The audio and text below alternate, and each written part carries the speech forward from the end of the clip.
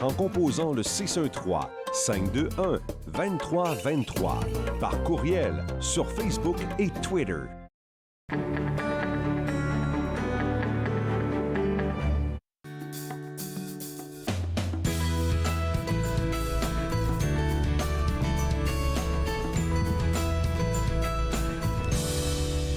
Bonjour et bienvenue à Entre nous, exclusivement sur les ondes de TV Rogers. Je suis Claude Andrea Bonny. Je me ferai un réel plaisir de passer la prochaine heure avec vous. Aujourd'hui à l'émission, je devrais vous dire que notre thématique principale, c'est l'art. On va parler avec une auteure qui viendra nous parler du lien entre le slam et les jeunes et aussi le slam comme moyen d'expression. Claudia Lahaye est avec nous pour nous parler de son nouvel ouvrage. On va aussi s'informer sur les activités artistiques qui se passent en ce moment même au niveau du Centre d'excellence artistique de l'Ontario. Et tout de suite pour commencer, on parle musique avec la représentante de Sing House Studio, Erika Brighthead. Et Erika, tu m'as dit que tu avais plusieurs chapeaux. Oui, absolument. On va parler de tes plusieurs chapeaux plus tard. Oui. Juste pour mettre un peu les gens dans l'historique de Sing House Studio, comment ça a commencé avec Chantal qui est la propriétaire? Oui, donc Chantal, la propriétaire et la fondatrice de Sing House Studios, elle a commencé son petit studio dans sa maison quand elle était toute jeune, à environ 15 ans. Elle a commencé dans son salon et puis ensuite, c'est devenu tellement grand. Il y avait plusieurs étudiants qui s'ajoutaient.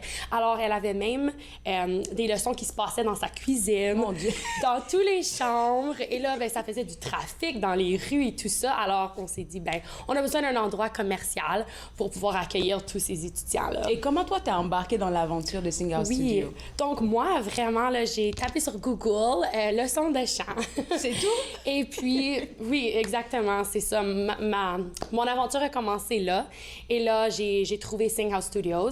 Et puis, j'ai commencé aussi dans la maison de Chantal, donc dans la cave, je prenais mes leçons. Puis, ça s'en venait de plus en plus occupé, comme je vous ai dit. Et là, on est allé à l'endroit commercial. Alors, moi, j'ai pris des cours de chant avec Chantal. C'était ma prof de chant. Et j'adorais Sing House. Je me disais, je veux tellement continuer. Est-ce que je peux t'aider? Est-ce que je peux venir faire des heures de volontaire avec vous? Je voulais juste continuer, apprendre, aller au spectacle, juste pour voir comment ça fonctionnait et l'aider comme n'importe quelle manière que je pouvais et pour en apprendre parce que j'adorais ça. Mm-hmm. Et là, sans même savoir, je savais pas que ça allait devenir ma vie et que ça allait être ça ma carrière parce que j'étudiais même pas dans ce domaine-là. Alors, ouais, c'est comme ça que ça a commencé mon parcours. Et là, j'ai aussi commencé à enseigner des cours de chant là-bas une fois que j'avais fait plusieurs heures de bénévolat. OK. Bon, oui. Toi, pourquoi le monde de la musique t'a intéressé? Parce que tu me dis que tu as fait juste une recherche et tu as trouvé Sing House Studio il y a bien des années en arrière. Oui. C'était quoi? C'est juste parce que tu voulais le faire pour le fun ou... Non, ben oui, pour le plaisir, mais aussi parce que, j'aimais la musique. J'avais toujours été en entour de la musique quand j'étais jeune, mais c'est de prendre le courage de vraiment chanter en avant des gens qui est une autre étape, hein? Oui. Alors, j'aimais chanter dans ma chambre, tout seul. Et puis, on a une belle voix quand on chante dans la chambre et sous la douche. Ah oui, absolument. Dans la salle de bain, là, l'écho est merveilleux. Alors, c'est ça. Fait que je chantais, j'allais voir des spectacles d'une des amies de ma mère et je disais, moi, je veux être sur l'estrade comme ça et faire ça. Et mes amis me disaient, ouais, t'as une belle voix, alors tu vas prendre des cours et continuer. Mais ça m'a pris du temps à dire, OK, j'essaye de faire ça. Et puis, j'avais fait quelques concours et là, je me suis dit, OK, je veux plonger un peu plus là-dedans, voir où est-ce que ça m'amène. Mais encore, c'est juste parce que j'aimais ça, je pensais pas que ça allait devenir ma carrière. Et puis, quand tu as commencé avec Chantal, c'est quoi comme professeur? Qu'est-ce qui t'a émerveillé chez elle? Parce que tous les professeurs vocaux sont différents. Absolument. Bien, tout d'abord, Chantal, elle te fait sentir à l'aise. Tu sais, on avait une connexion, comme oui, on travaillait sur notre musique et tout ça, mais elle avait juste une façon de comme te faire sentir à l'aise, puis pas comme si elle était comme plus haute, supérieure à toi. Tu sais, elle voulait vraiment t'apprendre la façon qu'elle avait commencé, puis elle parlait toujours de comment elle avait commencé, tu sais. Pas, moi, je suis rendue ici, tu sais. Fait que ça te rend à l'aise, puis tu veux être confortable et tu veux continuer à grandir là-dedans. Tu te sens pas inférieure. Puis, évidemment, Chantal est une chanteuse merveilleuse. Alors, d'apprendre de ses techniques vocales, je dis toujours, c'est comme Céline Dion, là. Hey! Elle chante tellement bien. Alors, d'apprendre de quelqu'un comme ça, c'était vraiment grandiose. Et puis, avoir un mentor comme ça, c'est vraiment sûr que ça va te donner envie de continuer et puis de donner aussi aux autres étudiants qui vont venir après. Absolument. Alors, c'est comme ça que tu as commencé ton rôle de professeur, parce que je porte plusieurs casquettes, on l'a dit. Oui, exactement. C'est comme ça que j'ai commencé en enseignement, donc en apprenant des techniques de Chantal. Et aussi, j'ai pris des cours pour avoir une certification. Alors, ouais, fait que c'est comme ça que moi, j'ai commencé pour enseigner le chant. Et comme j'ai dit, j'avais commencé avec le bénévolat un peu. Et ensuite, j'ai transféré avec les cours de chant. Et là, prendre un peu plus de rôle dans l'entreprise. Alors, ouais, alors c'est comme ça que ça évolue. Ça grandit. Oui. Tes différents rôles, là, on va en parler un peu plus tard après la pause parce que, oui, tu es là-bas en tant que professeur, mais je pense que finalement, je peux le dire, c'est pas encore officiel, mais on travaille à devenir partenaire même carrément de l'entreprise avec Chantal et tout ça. Et juste pour les gens qui nous regardent à la maison, Sing House Studio se trouve à Orléans. Ils offrent plusieurs formats, plusieurs formules. Je parle entre autres des camps d'été, on parle des fêtes d'anniversaire. Je me demande comment on peut organiser une fête d'anniversaire dans un endroit comme ça, mais je pense qu'on va en parler après la pause. Restez avec moi, vous regardez Entre nous, exclusivement sur les ondes de TV Rogers.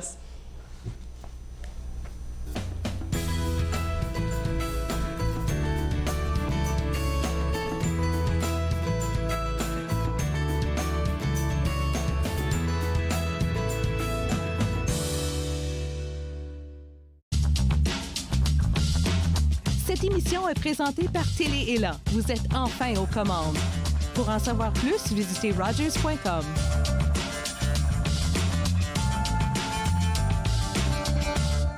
Je m'appelle Zachary et mon sport préféré, c'est le hockey. C'est grâce à l'Association des amputés de guerre si je peux jouer au hockey parce que j'utilise une prothèse qui m'aide à tenir mon bâton de hockey. Je peux faire des lancers frappés. Je peux manier la rondelle. Moi, je fais partie de l'Association des amputés de guerre. C'est comme une équipe. Merci!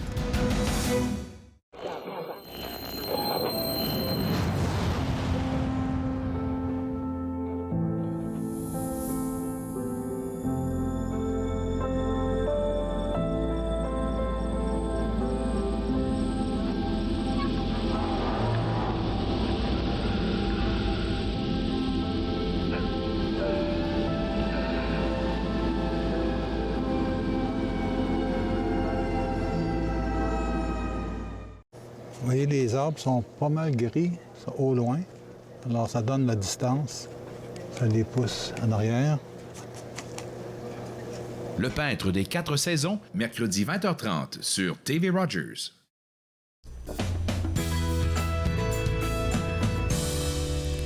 De retour Entre nous exclusivement sur les ondes de TV Rogers, on s'informe toujours sur tout ce que Sing House Studio a à vous offrir, surtout pour la jeunesse. Avec moi, Erika Brett-Hill, qui, on va le dire encore une fois, porte plusieurs chapeaux dans cette entreprise. Elle est professeure. Et c'est quoi les autres chapeaux? Alors, ça a commencé un peu après la pandémie. Je faisais comme quelque chose d'administration et j'ai aidé avec le studio le plus que je pouvais parce que j'étais à l'école en tant qu'étudiante à l'Université d'Ottawa. Alors, je disais, tu sais, si je peux aider de certaines façons du côté administration, je faisais ça. Et là, ensuite, après la pandémie, ça a grandi encore, Sing House, parce qu'on a continué avec des cours en ligne. Ah oui. Alors, ça n'a pas arrêté, on a continué. Alors, la business a continué à grandir. Alors, maintenant, ça devient encore plus, vu que la pandémie est genre, ça l'a ralenti. Oui. Alors, on a beaucoup d'étudiants, on a beaucoup plus de services. Alors, Chantal avait besoin d'aide avec grandir la compagnie. Oui. Alors, on veut continuer à grandir, avoir d'autres studios, parce qu'en ce moment, on en a un à Orléans, mais on aimerait avoir d'autres locations et continuer à grandir Sing House. Et on partage une vision très semblable de où on aimerait amener l'entreprise. Est-ce qu'on peut parler de c'est quoi la vision que vous avez en commun? Oui, donc on aime beaucoup aider les enfants. Parce que nous deux, quand on était jeunes, on disait, tu sais, si on aurait pu avoir un endroit comme ça où on pouvait aller prendre des cours de chant, avoir l'opportunité de faire plein de spectacles dans la communauté, puis bâtir notre confiance, oui. Quelle meilleure façon de le faire. Alors, on aimerait continuer à propager ça, pas juste à Orléans, mais vraiment tout partout pour que les jeunes peuvent avoir de la confiance à faire ce qu'ils aiment pour leur passion dans la musique. Tu as parlé 2 fois de confiance et je pense qu'on devrait revenir là-dessus. C'est l'une de vos missions. Déjà, vous voulez que les jeunes puissent innover dans le domaine artistique, donc dans le domaine du chant. Et deuxièmement, les pousser à avoir plus confiance en eux parce que c'est vrai que chanter devant un public, ouf, Ça Oui. demande de la confiance pour ça. Exactement. Et juste même parler en avant d'un public. C'est vrai, tu sais. oui. Moi, ça m'a aidé en prenant les cours de chant de travailler ma confiance pour les présentations orales et tout. Je détestais ça. Mais maintenant, tu me demandes de parler en avant d'un groupe, ça me dérange pas autant. Tu sais. Alors, je pense que ça peut les aider dans leur vie en général. Même s'ils ne continuent pas dans la musique. Puis, ça va juste leur aider à faire des présentations au travail, n'importe quoi qu'ils vont faire. Ça va leur aider.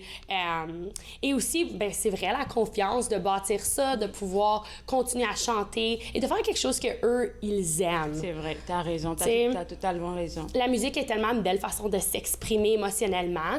Quand tu as une mauvaise journée, tu peux trouver une chanson qui va t'aider ou quand tu as une meilleure T'as une journée. peine de tu sais. cœur.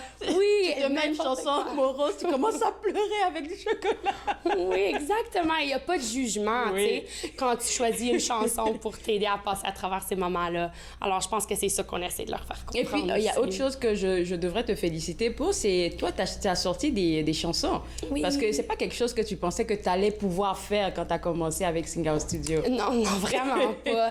C'est fou comment le temps passe vite et ça évolue quand on parlait justement de ça, de comment ça commence et là, où t'en es rendu. Alors oui, j'ai sorti 2 chansons et je travaille encore sur de la nouvelle musique aussi. Bravo. Oui. Alors, pour les gens qui nous regardent, surtout pour les parents, je pense que les services vont vous intéresser. On va aller maintenant dans vos services. On va commencer avec les camps. Oui. Alors, on a des camps d'été. Tout l'été, on a des camps. Et à nos camps d'été, ben c'est clair que c'est en autour de la musique. On fait des petits enregistrements. Alors, ils choisissent une chanson de groupe, ils font un enregistrement de groupe, puis là, une vidéo de musique à la fin. Fait que c'est vraiment cute de présenter aux parents, tu sais, à la fin de la semaine. Ça, c'est ce qu'ils ont fait, ce qu'ils ont appris. On fait aussi un petit spectacle à la fin où ils choisissent une chanson. Ils travaillent avec des coachs pour travailler leur chanson. Et là, à la fin de la semaine, le vendredi, les parents peuvent venir voir le petit spectacle qu'ils ont mis en place. Et même les parents disent « Wow, mon enfant voulait pas chanter lundi et vendredi, ils font un spectacle. » Tu sais. Encore aussi, au niveau de la confiance, comment ça peut changer quand il y a d'autres enfants alentour qui veulent faire la même chose et les coachs qui aident avec ça. Et aussi. les cours de chant, est-ce ils peuvent être donnés individuellement ou c'est par cohorte? Ah, c'est les Fonctionne? deux. On a les deux OK. options. On a des cours de groupe et on a des cours individuels. Ça c'est bon aussi. Autre chose, c'est les fêtes d'anniversaire. Ça m'intrigue. Comment on fait une fête d'anniversaire dans un lieu d'enregistrement studio, là? Oui, ben c'est vraiment cute. Alors, ils viennent et ils choisissent environ quelques amis à venir avec eux. OK. Puis là, ils choisissent une chanson qu'ils aiment et ils l'enregistrent. On l'enregistre Ils vont avec... l'interpréter. Oui, c'est ça. Exactement. Et on fait une petite vidéo aussi de musique avec leurs amis. Ils se déguisent, ils font une petite danse. Puis là, ensuite de ça, c'est ça, on présente ça aussi ben, à leurs parents. Puis on met, comment je dirais bien ça, la fête de l'enfant, on les met comme en fureur, là, tu sais, là. Puis ils chantent une plus grande partie, tu sais. Puis là, les autres amis sont à l'arrière, ils font d'autres parties. Oui, fait que c'est vraiment cute.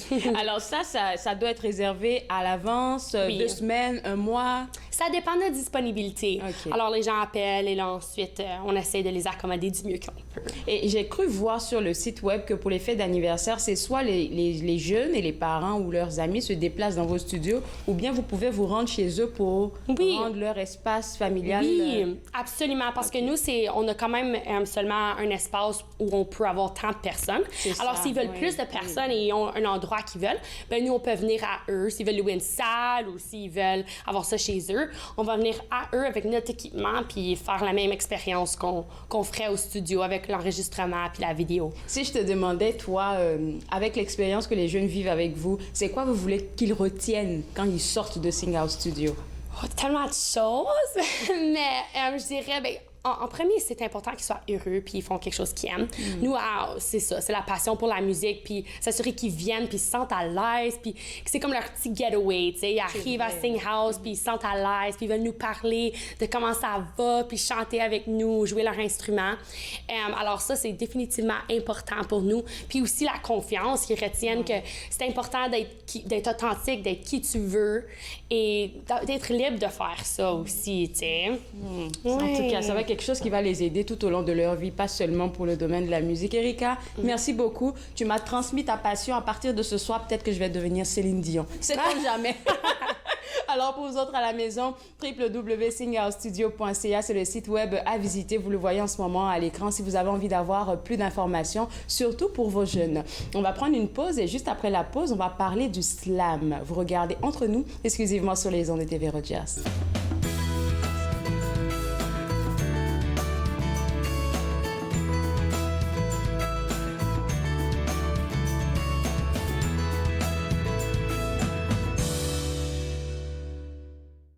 Ici Jean-Marie Vianney. À chaque semaine, je vous ferai découvrir des personnalités provenant de différents milieux.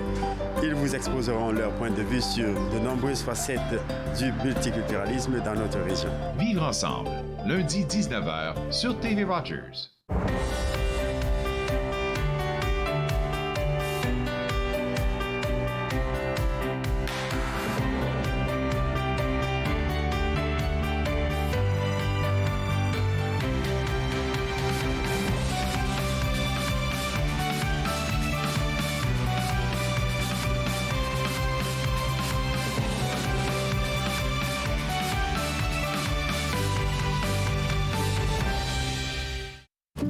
C'était le fun?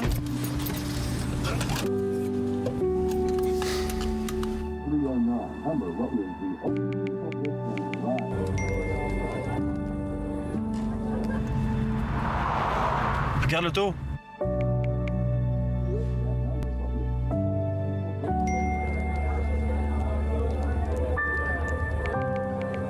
C'est pas celle-là dont tu me parlais l'autre fois? Je suis Linda Leclerc et chaque semaine, en compagnie de mes invités, vous apprendrez comment relaxer, vous dilater la rate et surtout être de bonne humeur. Yoga du rire, dimanche 20h30 sur TV Rogers.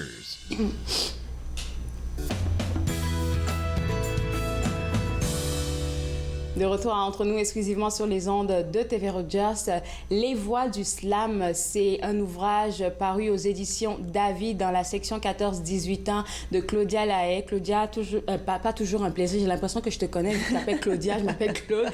Donc là, on va parler de ton ouvrage, mais tu sais, avant d'aller dans le fin fond des thématiques et sujets, je veux qu'on parle de ton travail comme travailleuse sociale. Qu'est-ce qui t'a poussé à aller vers ce domaine-là? Je suis allée en service social parce que j'aime beaucoup les gens. C'est pas mal la première raison. C'est ça. Puis ce que j'aime surtout de travailler avec les gens, c'est vraiment lorsqu'on travaille avec eux, puis que là, je vois qu'ils prennent confiance en eux, puis que là, ils décident de faire des choses pour améliorer leur vie ou améliorer leur communauté. Ça, c'est vraiment qu'est-ce qui me fascine le plus. En fait, donc de créer un déclic, le déclic du changement chez une personne. Oui. Puis pas moi de le créer, mais de le créer avec eux. Je suis pas là pour leur dire quoi faire. Je suis vraiment là pour travailler avec eux, les écouter, voir qu'est-ce qu'ils veulent faire, qu'est-ce qu'ils peuvent faire. C'est vraiment ça qui me passionne le plus. Mais en même temps, je me rends compte que les personnes qui travaillent, que ce soit des psychothérapeutes, des psychologues, travailleuses sociales, qui travaillent avec les humains, veut pas, vous aussi, vous êtes affectés par un changement ou bien un déclic que la personne pourrait créer chez vous? Définitivement. Okay. En fait, c'est un peu la raison pourquoi j'ai écrit ce livre-là. Non, oui, alors on va aller creuser dans cette raison-là. Qu'est-ce qui a poussé Claudia à écrire ce livre? Je sais que tu travailles avec les jeunes. Oui. En fait, j'ai travaillé beaucoup. Là, je travaille avec les jeunes, mais pas juste avec les jeunes, mais quand j'étais plus jeune, je travaillais beaucoup avec les jeunes. En fait, quand j'étais très jeune, j'étais dans un camp d'été, puis j'ai travaillé pendant 3 ans et durant l'année aussi avec des jeunes, puis j'ai toujours adoré ça. Et après, j'ai fait une maîtrise en service social. Et durant ma maîtrise, j'avais un stage et je l'ai fait avec des adolescents. J'étais dans la ville de New York. Ah, OK. Puis après, où est-ce que j'avais fait mon stage? C'était un gros organisme communautaire qui travaillait avec tous les tranches d'âge. Mais moi, j'étais avec les 14-18. Et puis, ils avaient reçu une grosse subvention, puis on a parti un programme après l'école. Puis moi, je m'occupais, c'est ça, des adolescents, puis j'avais décidé de développer un programme avec eux, où est-ce que c'est eux qui décidaient qu'est-ce qu'ils voulaient faire dans le programme, les différentes activités, puis je les aidais là-dedans. Puis ça m'a vraiment transformée, parce que j'avais vraiment des jeunes qui venaient de partout dans le monde. La plupart étaient immigrants ou enfants d'immigrants. Puis ça m'a complètement complètement changé. Parce que chacun a ses réalités. Oui. Immigrants ou pas immigrants, ou bien immigrants. Même parmi les immigrants, il y en a qui vont venir de pays qui sont en guerre, oui, ou d'autres qui vont venir juste parce que les parents ont décidé. Oui, exactement. C'est tout le monde. Puis il y en avait aussi qui vivaient avec leur grand-mère, il n'y avait plus leurs parents. Il y en a une qui est tombée enceinte. Il y a plein de choses qui se passaient. Puis ça m'a vraiment beaucoup questionnée. Puis aussi, juste avant de faire mes études, j'ai été allée 6 mois au Cameroun. Puis ça m'a vraiment aussi... chamboulé. J'ai adoré. J'ai adoré. Puis c'est là aussi que j'ai commencé à me dire, dans le fond, d'où est-ce qu'on vient, ça influence beaucoup notre vie après. Puis où est-ce qu'on est né, puis tout ça. Puis ça m'a vraiment... ça a vraiment fait un gros déclic avec moi. Alors, quand j'ai travaillé avec les jeunes à New York, j'ai vraiment prêté attention à d'où est-ce qu'ils viennent. Est-ce qu'ils sont nés aux États-Unis? Est-ce qu'ils sont nés à l'étranger? Est-ce qu'ils ont immigré? Puis ça a toujours été une question qui m'a intéressée. Puis moi, après, j'ai fait un doctorat aussi en service social. Puis ma thèse de doctorat était sur l'impact de l'implication parentale sur les résultats scolaires des enfants des migrants. Parce que j'ai vu comment est-ce que c'est tellement important, la famille, les valeurs, la culture. Alors, c'est tout ça qui m'a influencé, en fait, finalement, écrire ce livre. Tu m'en parles, là, je te promets que j'ai juste plein d'idées pour toi, comme où est-ce que tu peux aller parler, parce que c'est vrai que c'est une thématique dont on ne parle pas beaucoup. Les jeunes, c'est assez difficile souvent quand ils commencent à avoir cette tranche d'âge, la 14-18, de pouvoir les approcher. Ils sont souvent dans leur bulle, surtout avec les médias sociaux en ce moment, c'est vraiment difficile de rentrer dans cette bulle-là, mais quand tu sais comment les approcher, comme tu dis, tu veux savoir d'où ils viennent, pourquoi ils se comportent comme ça et ne pas porter de jugement tout de suite. Oui, ça, c'est c'est la chose la plus importante. Pas avoir aucun jugement, puis c'est ça, d'écouter qu'est-ce que la personne a à dire, qu'est-ce qu'elle a vécu. Je pense que c'est Mais en tant que parent, qu'est-ce que tu dirais peut-être aux parents qui nous regardent, parce que c'est difficile de voir son enfant comme, pas s'éloigner, mais oui, prendre une distance avec nous. Oui, ça passe. J'ai 3 adolescents, puis c'est pas toujours c'est pas toujours facile, ça va bien, là, mais c'est pas toujours facile, mais je pense que c'est ça, c'est quelque chose que je fais pas tout le temps, mais je pense que quand ton enfant vient te parler, tu prends le temps de l'écouter. Puis des fois, je sais, je suis trop sur mon iPhone ou des choses comme ça, là, mais je pense que c'est bien important quand ils sont prêts à nous parler, de les écouter, de les appuyer dans ce qu'ils veulent faire, d'essayer de savoir c'est quoi les choses qui les intéressent. Comme la musique, par exemple. Oui, qu'est-ce qui les interpelle. Puis c'est ça, moi, c'est vrai que c'est intéressant que mon livre était sur le slam, parce que j'ai écouté peut-être plus de rap que n'importe qui d'autre parents. À New York, je me dis, c'est là-bas, c'est le ghetto. En fait, c'est vrai que c'est là que j'ai appris à connaître le rap. Ça, j'avais complètement oublié ça, mais parce que ça fait longtemps, mais c'est vrai. En fait, ils venaient avec leur boombox. C'est ça. Puis là, on écoutait la musique, puis c'est vrai, puis ça m'a... Puis j'adore cette musique-là, finalement. Mais mes enfants en écoutent aussi. Alors, c'est sûr que si on a des intérêts qui se rattachent à ceux de nos enfants, ça aide énormément aussi. Ça aide énormément. Alors, le déclic pour écrire Les Voix du slam, d'où est-ce qu'il est venu? Parce que l'expérience, quand on parle de New York avec les enfants et tout, ça date de longtemps. Oui, c'est ça. Moi, en fait, ça faisait longtemps que je voulais écrire un livre, parce que comme j'avais un doctorat en service social, j'ai fait beaucoup de recherches. Et puis, ce qui s'est passé, c'est que je m'ennuyais faire de la recherche, parce que quand on fait de la recherche, il faut écrire un article, puis il faut suivre des lignes, puis il faut suivre exactement le format, puis on n'a pas beaucoup de créativité. Puis moi, je me sentais tout pris là-dedans. Ouais. Puis, fait que c'était quelque chose que je me suis dit, un jour, j'aimerais vraiment faire ça. Et aussi, j'ai eu la chance de vivre dans différents pays, puis je trouve ça vraiment une chance. Puis en même temps, je me disais, qu'est-ce que je pourrais faire pour partager cette chance-là que j'ai eue avec d'autres personnes, pour qu'ils puissent connaître ces pays-là ou en entendre parler. Puis finalement, j'avais l'idée d'écrire un livre, mais je ne savais pas encore trop quoi. Et puis, il s'est passé un moment où j'étais, en fait, à Singapour. OK. C'est pas dans mon livre, mais j'étais là pendant 2 mois avec mes 2 plus jeunes enfants dans ce temps-là. Mes 2 plus vieux qui étaient jeunes. Puis on était là 2 mois, puis j'ai pas travaillé. Et puis là, je me suis mis à lire puis à réfléchir. Puis j'ai lu, entre autres, un livre de Gabrielle Leroy. OK. Et puis j'oublie Ces enfants de ma vie. En tout cas, c'est un livre sur des petites histoires sur différents élèves qu'elle avait rencontrés quand elle était professeure, avant d'écrire. Et puis, je me suis dit, comme je me vois pas écrire un gros livre, je vais écrire plein de petites histoires à la place, pareil comme Gabrielle Leroy.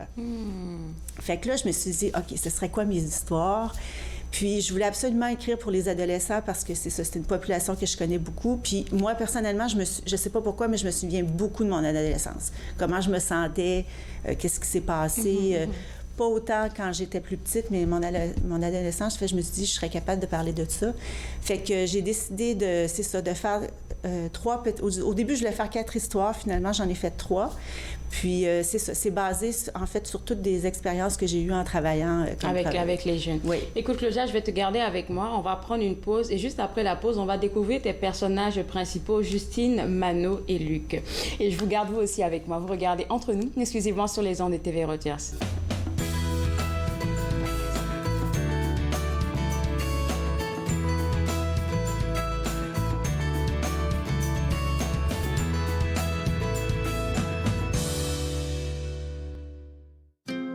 Joignez-vous à moi et mes invités alors qu'ils partagent leurs souvenirs culturels et culinaires de pays à travers le monde. Bouffe sur la route, dimanche 20h sur TV Rogers. Je suis né sur le territoire de la Première Nation Musqueam et j'ai été élevé par ma mère qui me parlait Nkaminem. Enfant, j'ai arrêté de parler ma langue maternelle car on m'a dit que de parler d'autres langues que l'anglais ne faisait pas canadien. Les aînés me sont apparus en rêve. Ils m'ont rappelé qui je suis et d'où je viens. Je me suis alors réveillé. Mes racines sont solides et je ne suis plus un locuteur silencieux. Ma langue révèle mes origines, me définit et me guide pour montrer et expliquer notre culture et nos traditions. C'est un cadeau pour les gens d'aujourd'hui et la génération à venir. Ce qui était perdu est retrouvé. Ce qui était endormi est réveillé. Mon sang est ici et je suis complet. J'ai renoué avec mes origines. Ici Jean-Marie Vianney. À chaque semaine, je vous ferai découvrir des personnalités provenant de différents milieux.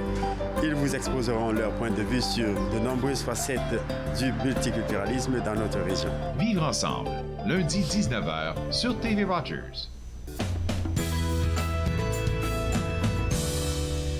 De retour Entre nous, exclusivement sur les ondes de TV Rogers, Les Voix du Slam, un ouvrage paru aux éditions David par l'auteur Claudia Lahaye. Je pense que c'est son premier à date, le premier roman dans lequel elle s'est lancée. Et puis, on parle de slam, on va dire, comme moyen d'expression pour les jeunes. Tout à fait. Et là, on a 3 jeunes. On a Justine, on a Mano et Luc, qui sont vraiment des personnages qui viennent d'environnements différents. Complètement. Complètement. Il y a un qui est fils de diplomate.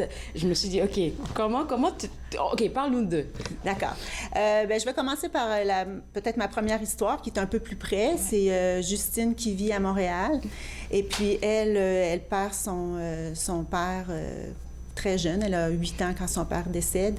Et puis, sa mère, c'est ça, elle n'avait jamais vraiment travaillé. Fait qu'ils sont quand même assez pauvres comme famille, puis c'est pas facile pour elle. Puis là, elle a eu une immense peine d'amour. Et puis là, c'est ça, il se passe plein de choses après au niveau de sa santé mentale. Elle fait une grosse dépression. Puis c'est là que l'histoire commence, qu'on la voit. Avec Justine. Oui. Ensuite, Mano. Mano, lui, c'est un enfant d'immigrants haïtiens. Ses parents, tous les deux, ont quitté Haïti parce qu'ils trouvaient que c'était trop violent. Alors, ils sont allés s'établir à New York. Et puis, ses parents, c'est pas facile parce qu'il y avait quand même des bons emplois en Haïti. Puis là, à New York, ils pouvaient pas. Fait que c'est pas facile. Mais ils ont beaucoup d'attentes. Mano, qui réussissent à l'école. Puis Mano se met beaucoup de pression. Il veut réussir. Il se dit, mes parents ont fait tous ces sacrifices-là. Et puis, il va à une fête un soir, un party à New York. Puis, il arrive...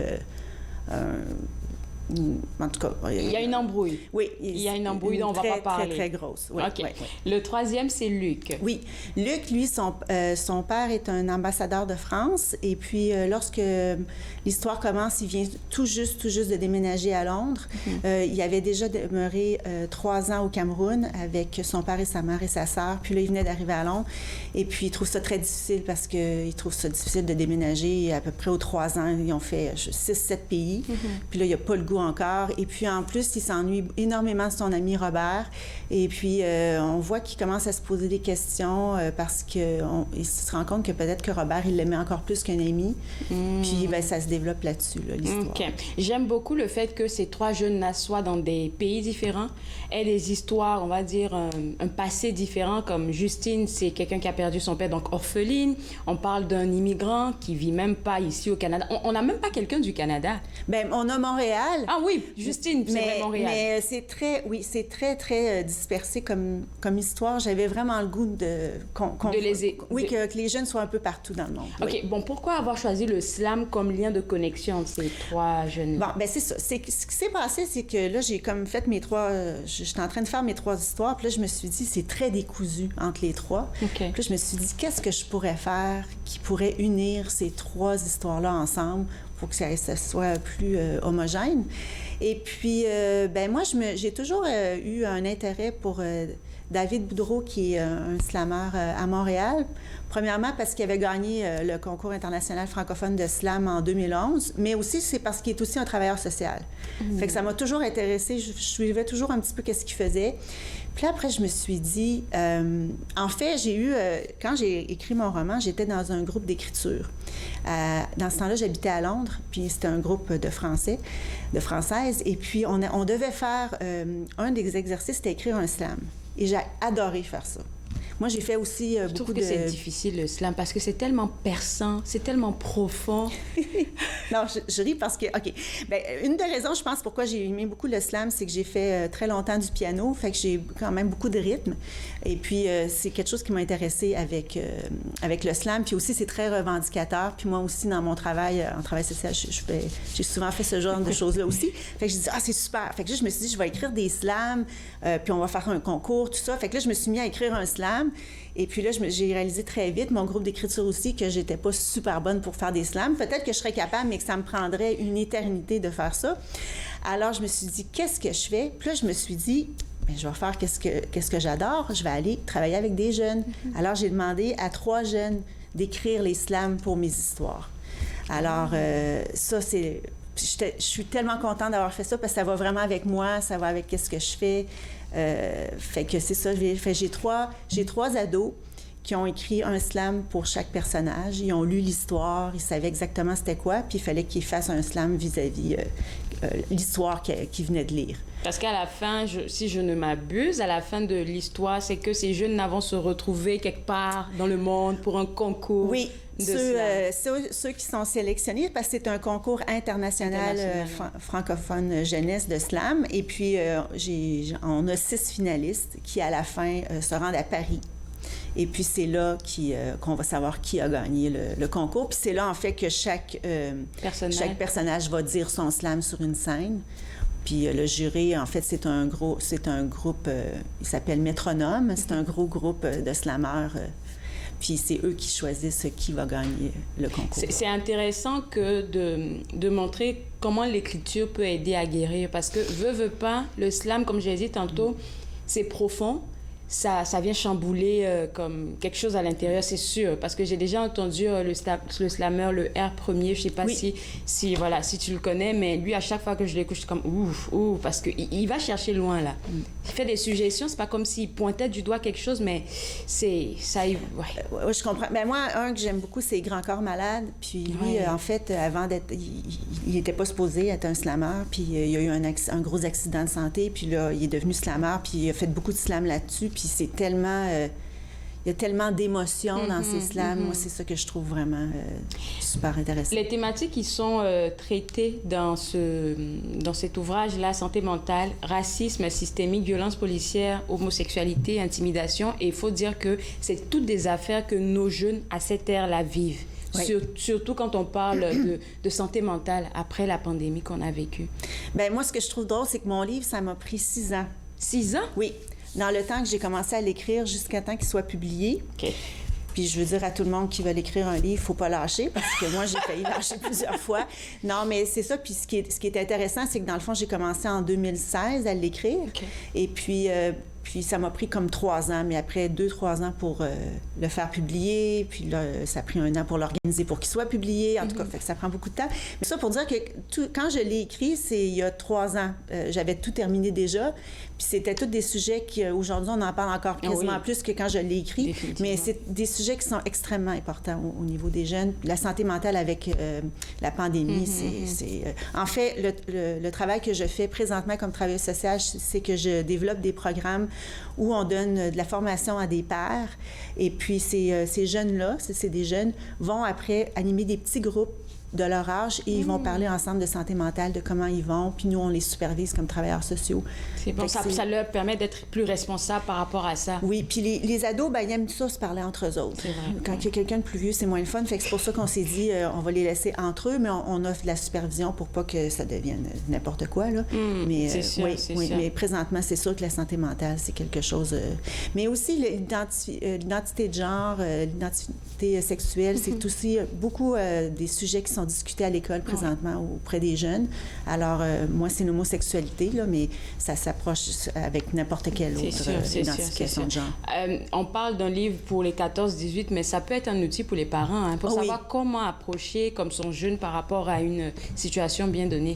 Oui, bien moi, en fait, le but de l'écriture de ce livre-là, auprès des jeunes, c'est la première, ben, c'est que s'il y a un jeune qui vit une problématique similaire dans le livre, ben là, c'est sûr que je voudrais qu'il se reconnaisse. Mais en fait, la vraie raison, c'est que je voulais que les jeunes, en lisant ce livre-là, soient capables de se mettre dans la peau d'un jeune qui vit ces épreuves-là pour pouvoir... Empathie. Oui, pour pouvoir comprendre s'il y a un ami qui fait une dépression ou s'il y a un ami qui découvre que, je suis peut-être pas hétérosexuel ou un ami qui vient d'une communauté culturelle puis qu'il y a des gros problèmes, puisse quand même avoir, c'est ça, un peu d'empathie, comprendre un petit peu plus qu'est-ce qui se passe que juste dire je comprends rien, là. Merci beaucoup, Claudia. On aurait pu discuter pendant toute une demi-heure. Là, je te souhaite bon succès pour cet ouvrage et puis on espère te revoir ici pour pas dans 6 ans, peut-être dans 1 année pour le prochain ouvrage. Alors, pour vous autres à la maison, Les Voix du Slam sont disponibles aux Éditions David, www.éditiondavid.com, une belle page de couverture que j'aime beaucoup et puis vous pouvez aller sur le site web, comme je l'ai mentionné, pour vous le procurer. Nous, on va prendre une pause et juste après la pause, on va parler de vision art. On reste toujours dans le domaine artistique aujourd'hui. Nous regardez Entre nous exclusivement sur les ondes de TV Rogers.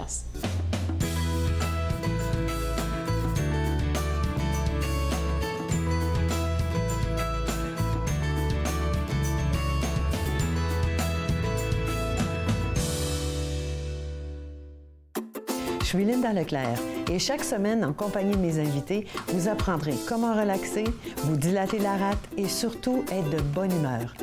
Yoga du rire, dimanche 20h30 sur TV Rogers. Bonjour, je m'appelle Michel Prévost, je suis un historien et archiviste, président de la Société d'histoire de l'Outaouais et j'ai le plaisir, avec les émissions Promenade dans le temps, de vous faire découvrir le riche patrimoine d'Ottawa, de Gatineau, de l'Est ontarien et de l'Outaouais. Ces émissions ont pour but de vous faire connaître notre patrimoine et le valoriser. Promenade dans le temps.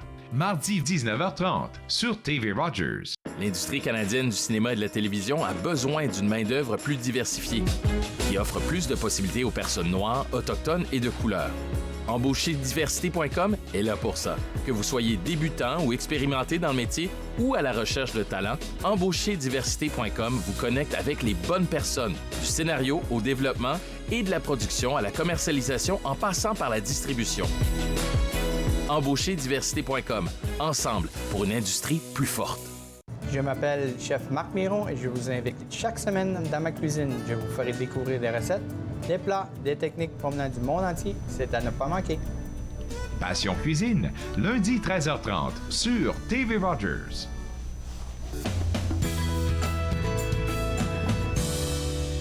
De retour Entre nous, exclusivement sur les ondes de TV Rogers, on parle maintenant de Vision Art, un rendez-vous des amoureux des arts visuels et médiatiques. Et pour en parler, la directrice artistique du Centre d'excellence artistique de l'Ontario, Carole Mieux. J'ai réussi. Carole, je suis sûre que tu es super heureuse de recevoir ces jeunes-là chez vous parce que ça a commencé depuis hier. Bien, tu sais, on me connaît comme la braillarde des arts ici, en tout cas, mais hier, on a eu la cérémonie d'ouverture, plus de 100 créateurs, donc nos élèves ici de la concentration art visuel ont fait un défilé. C'était tellement beau, là. Ils ont fait des costumes en art visuel, ils les ont portés, donc ça a duré à peu près 20 minutes, c'était beau. Puis là, ils se sont tous allés en atelier, puis il y a une école qui est arrivée, ils ont quitté à 5h15 hier matin. Ils sont arrivés vers 17h hier soir. Ils partaient de Windsor, Pincourt. Il était une trentaine, parce qu'en tout, on est 350. Mais j'ai eu le bâton de les voir arriver après 2 ans de pandémie, de finalement voir des élèves devenir aussi loin pour pouvoir créer avec d'autres jeunes franco-ontariens. Pour moi, là, c'était Est-ce que tu as pleuré? Magique. J'imagine, parce que tu entends parler, ça fait 2 ans que vous avez fait vos affaires en virtuel, mais de les recevoir, ça doit être quelque chose, hein? Surtout Windsor, parce que j'avais un souvenir d'une jeune demoiselle de Windsor en virtuel qui, à chaque fois, tu sais, des fins de journée, on leur dit, est-ce quelque chose que vous aimeriez rajouter, tout ça? Puis elle a levé la main puis elle a dit, moi, je veux juste vous remercier parce que je suis à Windsor, je suis à la maison, j'ai pas d'école, j'ai pas d'art, je suis en virtuel, puis vous m'avez envoyé une trousse avec tout le matériel pour que je puisse créer et faire de l'art visuel de la maison. Puis j'entendais votre prochaine entrevue, c'est la santé mentale. On le sait que pendant les 2 ans de pandémie, les élèves n'ont pas pu créer à leur plein potentiel et ça a créé aussi un gros dommage. Donc, c'est hyper important. Puis, je dis pas que la pandémie est terminée puis qu'on n'est pas vigilant, même si on est 350 puis 450 au festival parce qu'il y a 100 membres du personnel qui appuient aussi, puis 1500 élèves de la salle, mais on est vigilant, les masques sont là, on respecte le rythme de tous et on s'assure juste de célébrer qu'on est de retour puis qu'on crée ensemble. Hier soir, l'atelier, on avait 8 modèles vivants. Donc, on était dans les gyms. Il y avait 8 modèles vivants dirigés par un micro. Les jeunes avaient tout leur canevas pour dessiner. C'était beau. Puis là, ils sont tous dans les musées aujourd'hui, le musée de civilisation, le musée des beaux-arts, la galerie d'art d'Ottawa. Et ils reviennent ici pour 2 ateliers ce soir et 2 ateliers demain qui vont nous mener à la cérémonie de clôture qui aura lieu. Donc, si jamais il y a des gens de la communauté qui veulent venir voir les œuvres que les élèves vont avoir créées, il y a un 5 à 7 demain, mais un 5 à 7 qui débute à 16h30 jusqu'à 18h30. Les coûts pour venir, c'est 5 $, puis vous pouvez aller sur le ceao.ca sous la rubrique billetterie, puis aller acheter votre billet pour venir. Et puis, il faut célébrer ces jeunes-là, c'est important. C'est sûr. Après 2 ans, là, vous devez célébrer. Et puis, le lien que les élèves vont avoir avec les professionnels, ça, là, je pense que c'est assez exceptionnel parce que peut-être que tu travailles sur ton affaire, tu penses que tu es parfait parce que les jeunes, souvent, hein, ils pensent avoir la science infuse, mais te voir un professionnel qui va te dire « non, je pense que tu peux faire ça comme ça » et puis de le présenter en public, ça doit être quelque chose. Je te dirais même le contraire aussi, parce qu'il y a des jeunes qui sont tellement à un niveau que l'artiste est en train d'apprendre aussi une nouvelle technique, parce que la génération est complètement différente, puis eux autres sont ailleurs aussi avec tout ce qui est médiatique. C'est vrai, c'est vrai. Donc, je pense que ça va être une belle collaboration entre les artistes professionnels et les artistes élèves. J'adore le concept de vision art parce que je me dis, baigner dans un environnement comme ça pendant quelques jours, veut pas, ça va ouvrir la créativité des jeunes à un point qu'on peut même pas imaginer. Ah oui, puis, tu sais, c'est 30 ateliers. Donc, nous, on travaille là-dessus depuis un bout de temps. Donc, on a tout le matériel, 30 artistes qui vont avoir lieu avec 20 jeunes tantôt dans les studios. Puis, les élèves vont pouvoir repartir avec du matériel pour continuer à créer dans leur école puis dans leur communauté. Donc, c'est un gros partage de collectivité. Alors, qu'est-ce qui va se passer concrètement? Tu nous as dit ça un peu vite fait, là, mais le 17 novembre de 16h30 à 19h, qu'est-ce qui va concrètement se passer? Les gens de la communauté arrivent, qu'est-ce qu'ils vont voir? Tu veux des petits secrets, hein? Oui. J'essaie toujours avec tout le monde. Donc, la cérémonie de clôture, on a un jam qu'on appelle sur scène. Donc, on a Matthew Poirier de Kingston et Jamie Jenks, qui est un ancien de la salle, vont faire un jam de graffiti sur scène, sur un canevas. Ils appellent ça une bataille artistique, là, donc un jam de 2 artistes qui vont faire une grosse œuvre, accompagnés de DJ Un Pierre et Flo Franco en musique. Okay. Donc ça va durer à peu près 1 heure.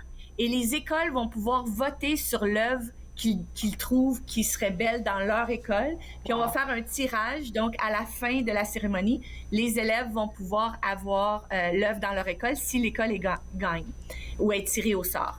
Et par la suite, à 17h30 jusqu'à 18h30, on va se diriger à la cafétéria de la salle où on va préparer un cocktail vernissage, non alcoolisé, là, un petit cocktail.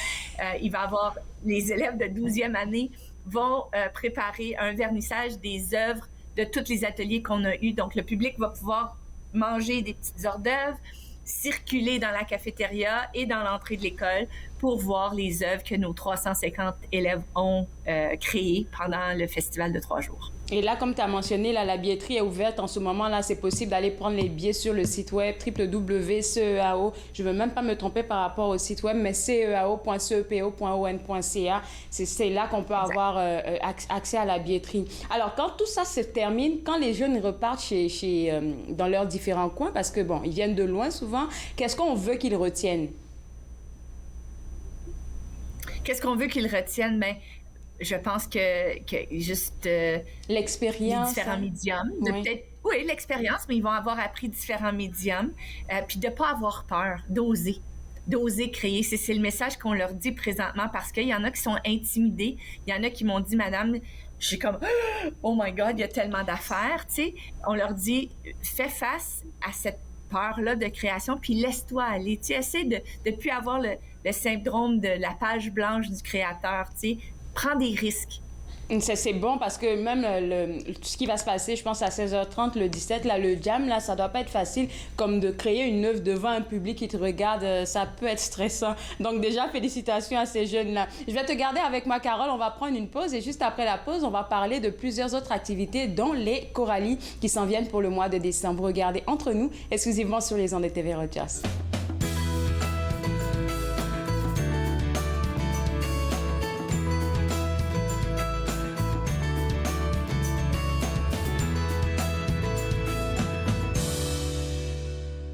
Pour vous qui pensez ne pas pouvoir bouger, regardez l'émission Restez actif pour la santé avec moi, Joanne Sheridan, tous les jours sur les ondes de TV Rogers. Restez actif pour la santé, en semaine 9 et 16 heures sur TV Rogers. My name is Chase Nicholas. Je m'appelle Chase Nicholas. Je suis Micmac et je joue au hockey. Je me souviens, plus jeune, que ma famille parlait des Micmacs comme les inventeurs du hockey. En première année du secondaire, j'ai fait une recherche sur les bâtons de hockey des Micmacs, qui sont également les premiers bâtons de la LNH. J'en ai trouvé un fabriqué en 1917, l'année de la création de la LNH. J'ai été surpris d'apprendre que le bâton que je tenais avait été fabriqué par mon arrière-arrière-grand-père, Alexander Cope. En 1934, un aîné connu sous le nom de Old Joe Cope a écrit une lettre au Chronicle Herald de Halifax dans laquelle il affirmait que les Micmacs avaient inventé le hockey. Plus tard, j'ai découvert que je suis un descendant en ligne directe de Old Joe Cope. Il fut un temps où les enfants de ce peuple étaient arrachés à leur famille et n'avaient pas le droit de parler leur langue, perdant ainsi leurs mots et leur histoire. Mais à présent, on se réapproprie notre histoire. Lorsque je saute sur l'Atlas, je suis fier de savoir que mes ancêtres et les Micmacs sont à l'origine du hockey. Très heureuse, Nathan Parle est de retour en studio, en présentiel pour la 22e saison. Je reçois toutes sortes d'invités. Soyez là, au rendez-vous à chaque semaine. Nathan Parle, mercredi 19h sur TV Rogers.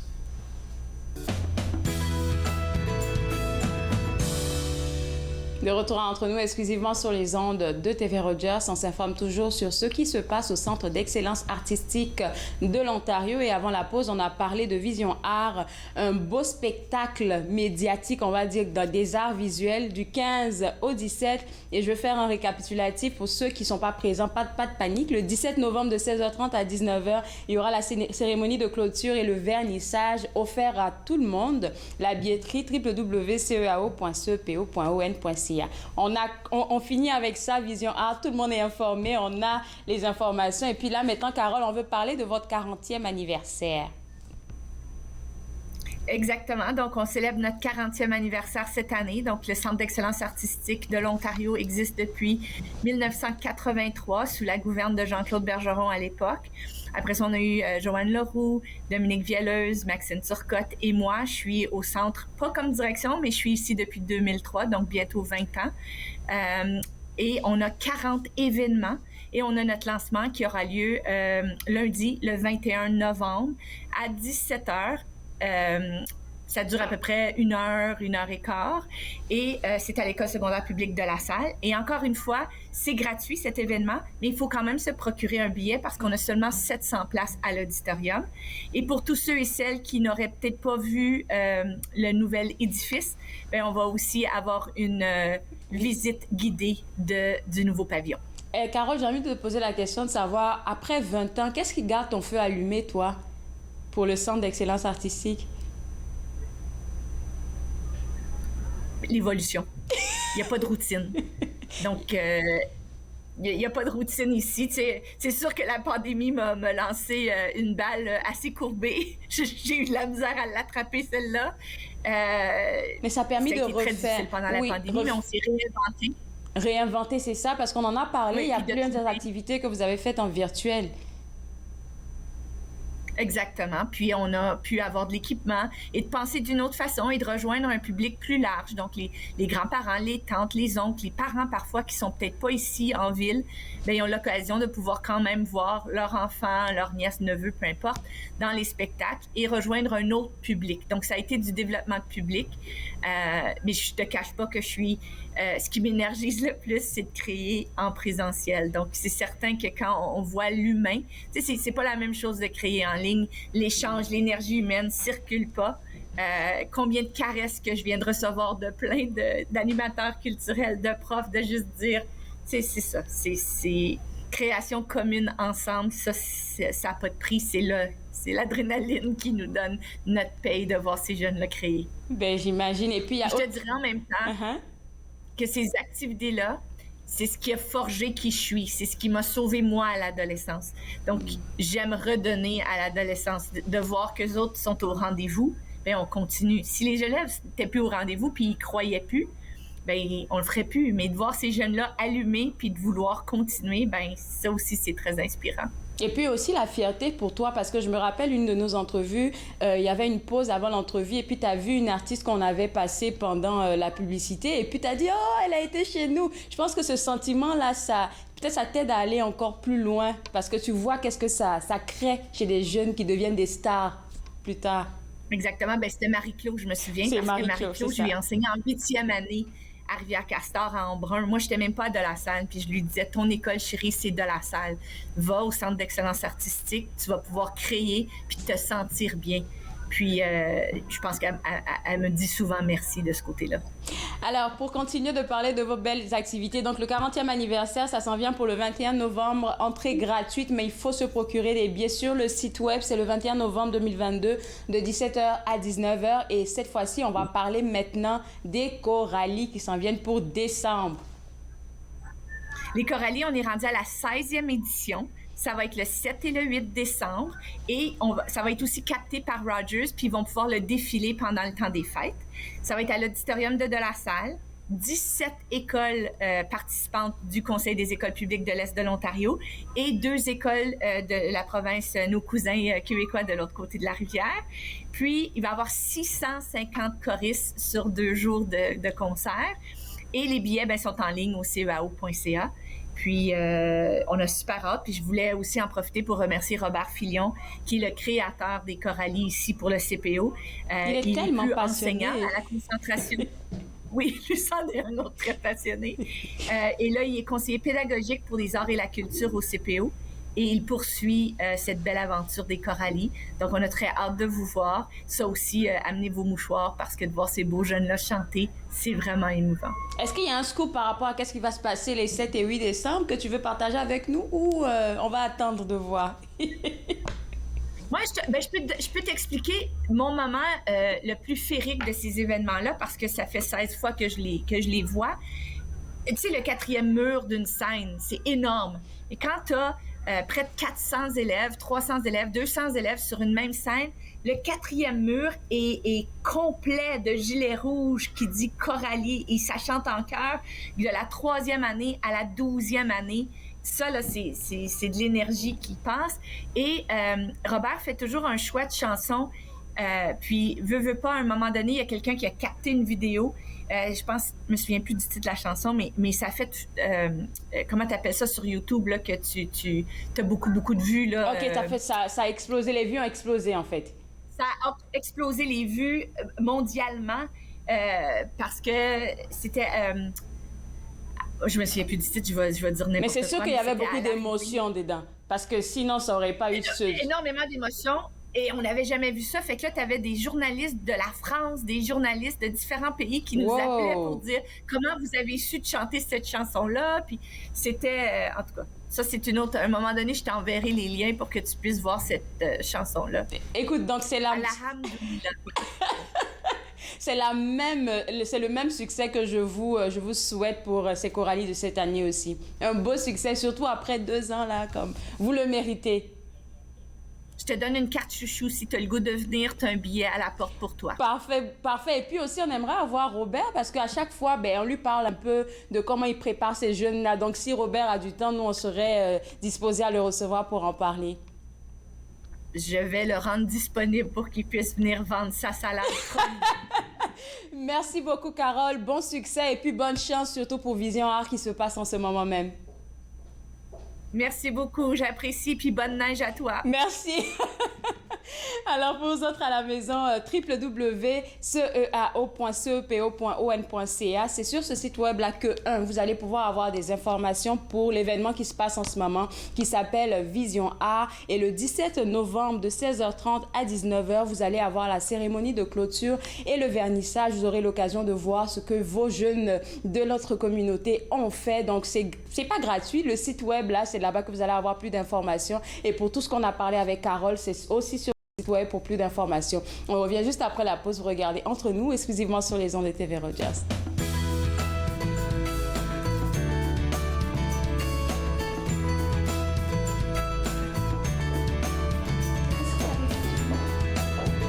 Ah oui, mais je vais faire la conclusion de l'émission.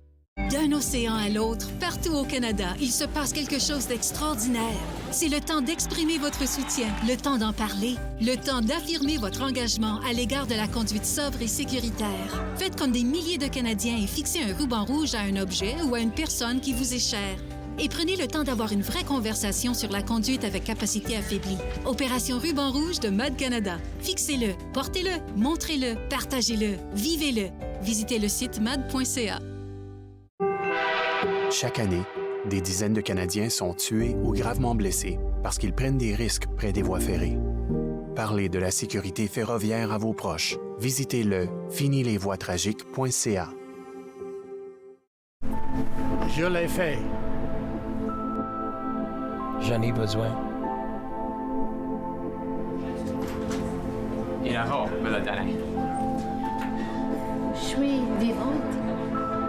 En tant que donneur d'organes, vous pouvez sauver jusqu'à 8 vies et en améliorer autant que 75 autres. S'il vous plaît, visitez notre site web et engagez-vous au cadeau de la vie. Vous serez heureux de l'avoir fait. Merci. À la prochaine émission, je reçois Marie-Josée Pollens. C'est une personne de petite taille. Elle parle des défis qu'elle a dû relever pour être la femme épanouie qu'elle est aujourd'hui. Pour tout l'amour du monde, dimanche 19h30 sur TV Rogers.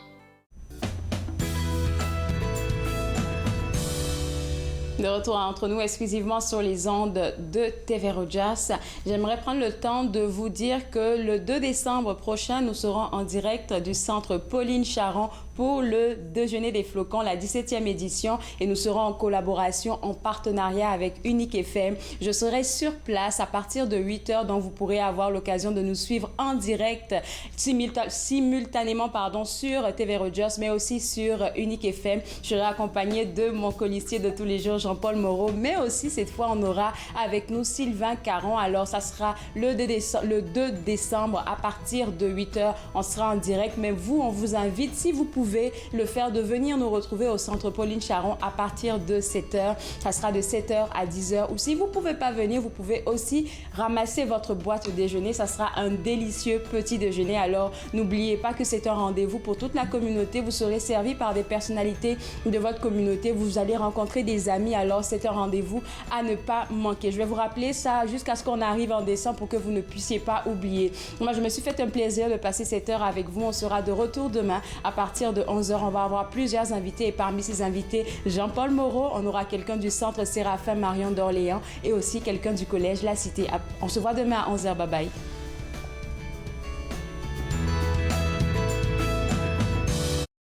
Faites-nous part de vos commentaires en composant le 613-521-2323 par courriel sur Facebook et Twitter.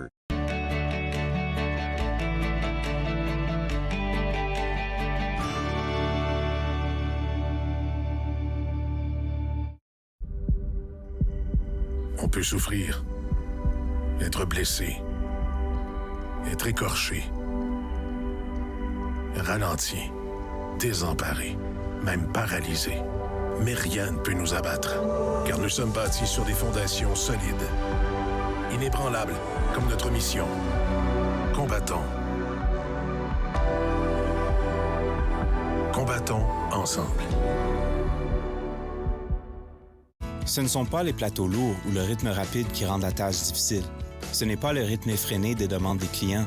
Ce n'est pas le patron qui vous demande de travailler un autre quart de travail à cause d'une collègue malade. Ce qui est difficile, c'est quand vous réalisez qu'un client a atteint sa limite d'alcool et que vous devez prendre la décision de refuser de le servir. Refuser de servir de l'alcool, ce n'est pas personnel, c'est la loi. Merci aux serveuses et aux serveurs de l'Ontario qui s'acquittent de leurs tâches difficiles. Nous savons que ce n'est pas facile, mais nous comptons sur vous pour assurer notre sécurité.